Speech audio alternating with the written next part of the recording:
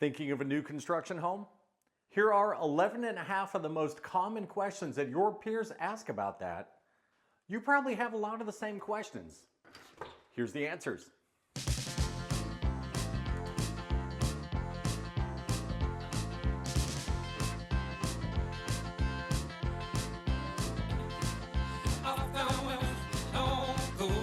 Okay, so first question. Is new construction more expensive than a used home? And that has a really nuanced answer. Honestly, it depends on whether you are paying cash or whether you are financing. Now, why would that be? Because the price is the price, right? Well, yeah, but, and this is a big old but, most builders, if you didn't know this, most builders usually offer some kind of incentives to go with the house, meaning that they can get you cheaper interest rates, they could get you help with the closing costs, or sometimes both. So you could pay $400,000 for that house, or you could pay $400,000 for the used house, right? At $400,000 on the used house, if you're financing it, well, you're gonna get the market rates and you're gonna pay your closing costs. Or if you're doing $400,000 on a new house and the builder has those incentives, you could potentially walk out of there with a lower interest rate, meaning a lower payment, and them helping you with the closing costs, which means you're financing less money, which means you're, again, getting a lower payment. So spending the same amount of money here and there, getting a cheaper payment. That's why you might want to look at new. And this is totally unrelated, but whoever the guy is that brought a pair of kayaks down here on this thing to go out there on the Pawleys Island salt marsh, yeah, this guy is my spirit animal.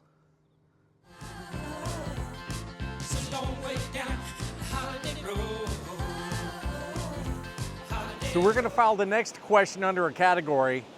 I don't want my HOA to fill in the blank. This mainly, it comes from folks that have never lived in HOAs, or Captain Chuck, if you're still out there, I'm feeling you, man. Anyway, the HOAs around here, they're actually there for your protection. They're not gonna be very restrictive when it comes to, you know, your house. They're not gonna be silly about things. You want to change the color of your house? Sure, just go to the HOA and be like, hey, we're going to change the color of the house. You want to change it to neon purple? Okay, they might have a problem. It's your normal stuff. They'll make sure that your neighbors get their grass mowed. They'll make sure that your property values stay high. They take care of the common areas. Most of the subdivisions around here, especially new construction, they're going to have your, you know, your rec centers and your pools and all that. And they take care of all that for you for the low price of that HOA. So in a lot of ways, it's not a bad thing. Of all the folks that I've helped move here, I have yet to have one person tell me my HOA is an SOB because fill in the blank. So anyway, there you go, HOAs.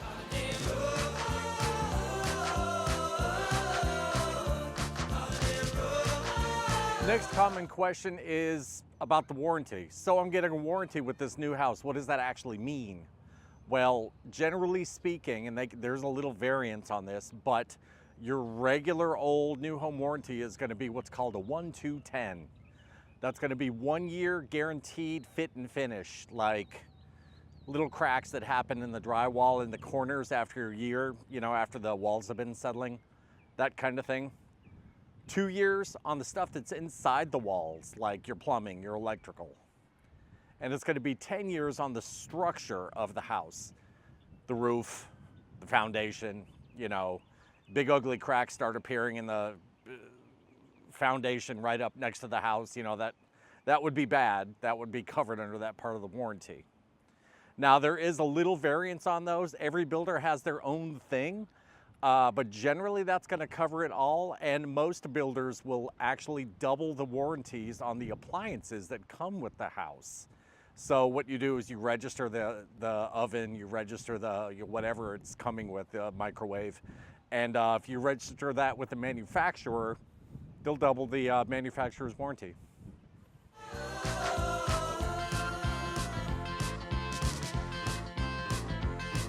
I'm pretty sure I have the wrong idea doing this. I should be doing that. How many did you get? I got 2. So you want one of those open floor plan kind of houses where it's, you know, all neutrals, neutral cabinets, you know, beiges and grays and whites. Well, that's a big concern for folks getting new houses if you're looking at new construction. And you know what? That's pretty much all there is. If that's your concern and that's what you want that open floor plan style of house, you pretty much have your choice, because that's all they build now. They started that in like the mid 2000s, and you could kind of see it swap over. But if that's what you want, that's what they have.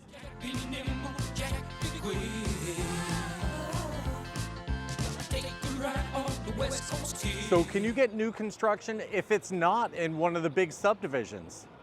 The answer to that is yes. Yes, you can.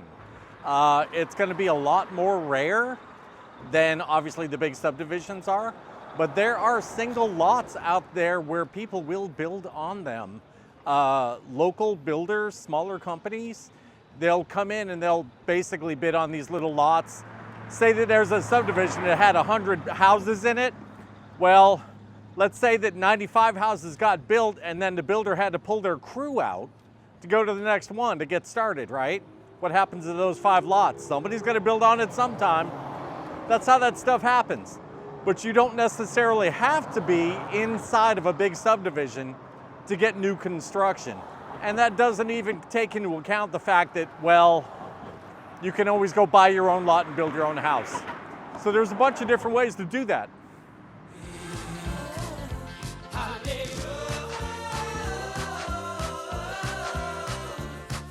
Okay, so this is a super popular question, especially if you're financing. This one, last time I got this one, this is from Mr. and Mrs. Bakersfield. These builder's incentives that you're talking about, why do I only get them if I use the builder's lawyer and the builder's finance company, the builder's lender? Well, there's a very good reason for that. If the builder owns the lender, when your loan gets sold on the aftermarket, AKA all of a sudden you were paying bank A and now you have to pay bank B for your mortgage. Well, when that happens, they're selling that loan at a profit. That loan ends up becoming part of a big security somewhere on Wall Street, and you inadvertently end up supporting like the Pittsburgh Teachers Union or something like that whenever you're paying your mortgage. So because of that, the builder's lender makes money on that deal. What the builder is doing when he's giving you those incentives is he's fronting you the money that he was going to make anyway on the back side of it. Because they're builders, they don't necessarily, well, obviously, yeah, everybody would want that money, but they can put that money to better use by helping you buy a house. Because, you know, that's what builders do, is they sell houses. So with that being said, that's why if you're going to get those builder incentives, you have to use the builder's lender and or lawyer. Otherwise, they don't have any extra money to give you. And speaking of Mr. and Mrs. Bakersfield, you're almost there.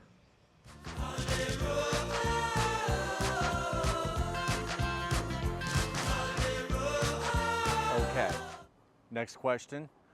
Why did the price of that home online drop by so much?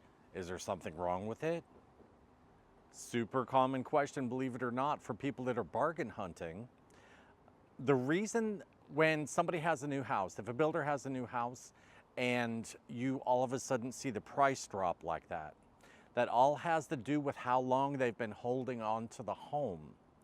If for some reason, say that January 1st, Bob tries to go buy a house, and come March 1st, when it comes time to close, well, let's say that God forbid something happened and Bob's financing dropped out. Well, builder still owns that house. They've been holding onto it for 3 months, and they have a construction loan that they have to pay when that house gets sold. Well, those notes are balloon notes in general. So when a builder holds onto a house for too long, what happens is interest begins to accrue rapidly. They have to pay that interest, so they just want to get rid of the house. When you see a house online where the price is like, oh, it's up there, and all of a sudden it drops like $20,000, there is nothing wrong with the house. Odds are somebody tried to buy it, the deal fell through, and the dealer is playing hot potato with the house, trying not to pay off that huge accumulated interest on the construction loan that they're holding. That's all that is. You can get a great deal on those houses too.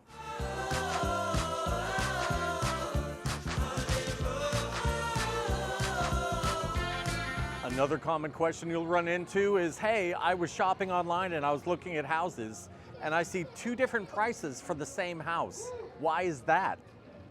Well, it depends. You could potentially be looking, we've got some fans in the background, I'm guessing. You could potentially be looking at a house that's listed in MLS, meaning that it's a house and a yard, or you could be on the builder's site and you could be looking at what it costs just to build the house without the floor plan or without the actual dirt underneath it. Now, the best way to take care of that is to make sure that when you're shopping, you see an address that's attached to the house. If you don't see that address, it's just a floor plan, it's not land.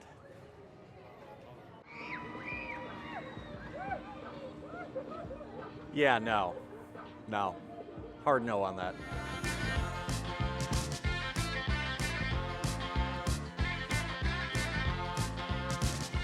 Common question.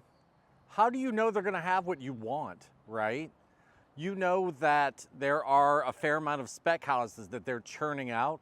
And if you're like 80% of the folks that are out there, you don't have time for them to build you a place. Because it's gonna take 5, 6, 7 months sometimes. And you're on a tighter timetable. So how do you know they're gonna have the kind of place that you want? Well, the good news is Myrtle Beach is a hopping market. Now, what does that mean for you and how does that answer the question? They send their best people here. They send their best contractors, their best foremen, their best everything, including their best interior design people. Now, those interior design people, just by experience, they know basically what's popular and what's not popular. They know the floor plans that everybody loves, and they know the floor plans that only a few people love. So they build for that. They probably have, in my experience, a lot of the cases, when somebody comes in and they're like, we want white quartz countertops in the kitchen, and we want, Moroccan tile backsplash, and we want this and we want that, and we don't want, maybe they want beige floors instead of like a gray toned floor instead. Looking at y'all, Mr. and Miss Palm Springs. They probably have that. In fact, in their case, they actually did have that. So whatever you want, it's probably here. It's probably a couple months away from being finished. You could probably get a good deal on it.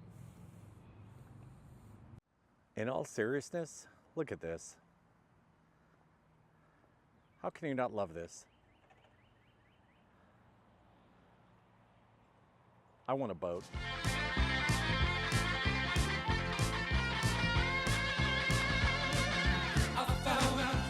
Good builders, bad builders. Do you know any bad builders, Lance?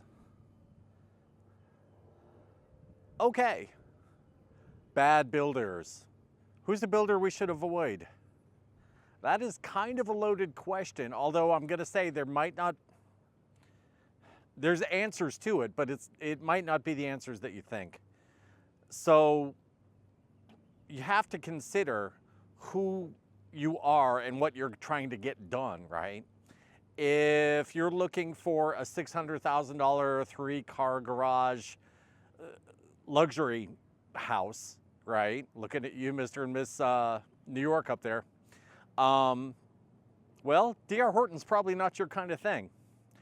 But let's say that you don't have a lot of money to spend and you're looking for something nice, something close to the beach. Well, there's places here that D.R. Horton builds that you can get in under $400,000 and be near the beach, and it's a godsend. So it just depends. It just depends on you, right? Who's right for you? Now, with that being said, there are builders out there that And there's not that many, to be honest with you. It's rare, but there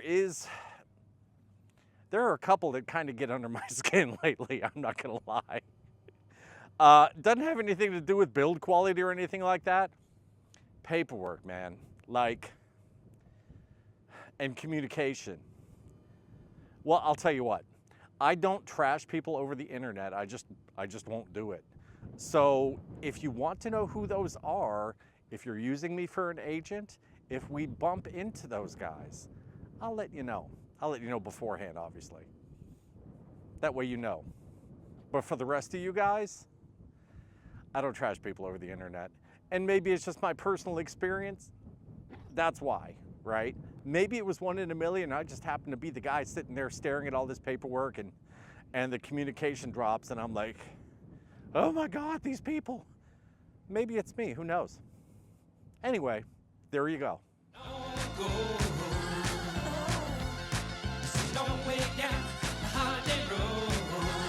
So that's 11 questions. What's with this half question? Well, this is one of the most common questions I get. How do I know that my home isn't going to get blown away in a storm? Well, it's a half question. I'm giving you the question. I'm not going to give you the answer in this video. I have an entirely separate video that I did where I went in depth on this and I went into the construction codes, explained everything about your house, why it's built like to withstand a Category 5 hurricane. And I actually go into the walls and structure of multiple houses to show you. So the link to that is going to be in the comments below. With that being said, I am at my favorite surf shop here, Island Vibes. This is up in Calabash. I'm going to go inside and see if they got any cool shirts for my son. You guys have a good day.